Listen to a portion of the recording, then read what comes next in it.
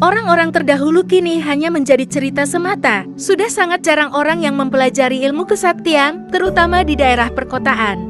Padahal dulu, Nusantara terkenal akan raja dan orang-orangnya yang sakti. Mereka mempelajari sebuah ilmu dengan usaha yang besar untuk menjadi sakti mandraguna. Ilmu yang mereka dapatkan tidak semudah membalikkan telapak tangan.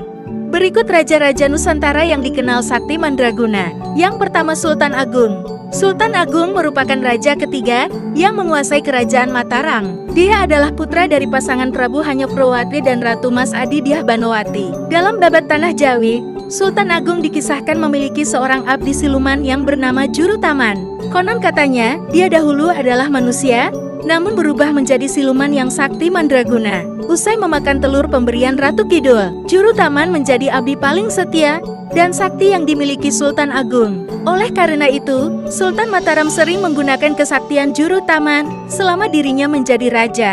Kesaktian Sultan Agung tidak hanya sampai di situ. Dalam babat Nyitik Sarta Cabole, dikisahkan Sultan Agung terbiasa sholat di Mekah setiap Jumat. Selain itu, babat tersebut juga menceritakan kisah Sultan Agung yang menyerang kota suci Mekah dengan wabah penyakit karena dilarang membangun makam di sana. Karena marah, Raja Mataram tersebut meminta bantuan Nyi Roro Kidul untuk menyerang Mekah dengan wabah penyakit. Barulah setelah sang raja memaafkan, wabah tersebut hilang. Yang kedua, Raja Jayabaya. Raja Jayabaya terkenal akan ramalannya tentang Nusantara. Sebagai ahli nujum, sebagian ramalannya telah terbukti keberadaannya. Ramalan-ramalan Jayabaya yang terkenal itu dituangkan dalam sebuah karya sastra, Ramalan Jayabaya. Beberapa ramalan yang sudah terbukti kebenarannya adalah keberadaan kereta api di Indonesia. Dalam kitabnya, Jayabaya mengatakan bahwa Nusantara kelak akan berkalung besi. Berkalung besi di sini ditafsirkan sebagai rel kereta api yang memutari daerah di Nusantara.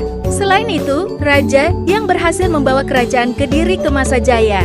Sampai saat ini tidak diketahui letak makamnya sampai sekarang. Diperkirakan, sang raja melakukan moksa atau bertapa, sehingga raganya pun menghilang. Lokasi moksa sang raja diketahui berada di Desa Menang, Kecamatan Pagel, Kediri, Jawa Timur.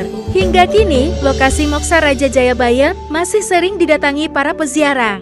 Yang ketiga, Prabu Siliwangi. Kehebatan Sri Baduga Maharaja atau yang lebih dikenal sebagai Prabu Siliwangi sudah tidak perlu diragukan lagi. Kerajaan Pajajaran mencapai masa jayanya ketika dipimpin Prabu Siliwangi. Dikisahkan, Prabu Siliwangi pernah mengalahkan dan menaklukkan Maung Bodas, sang macan gaib dengan kesaktiannya. Berkat kemenangan sang Prabu tersebut, para macan putih itu pun bertekuk lutut dan menjadi kodam yang mendampinginya kemanapun. Tidak hanya itu, Prabu Siliwangi juga dipercaya memiliki pasukan militer gaib dari ribuan makhluk astral yang tak kasat mata. Sama seperti Raja Jayabaya, letak makam Prabu Siliwangi pun tidak diketahui. Diperkirakan sang raja menghilang usai melakukan tapa moksa. Yang keempat, Prabu Brawijaya V. Prabu Brawijaya V merupakan raja terakhir Majapahit yang penuh misteri. Ia juga melakukan moksa dan menghilang di telan bumi. Tidak diketahui di mana makam dan jasadnya.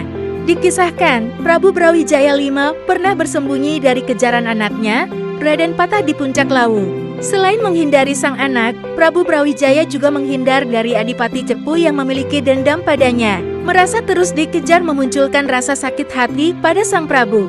Dia pun mengucapkan sumpah yang melarang keturunan Adipati Cepu maupun masyarakat Cepu naik ke Gunung Lawu. Sahabat Ali yang budiman, itulah raja yang sangat sakti mandraguna, yang menghilang dan tidak diketahui makamnya sampai saat ini. Sampai jumpa di video cerita seru berikutnya.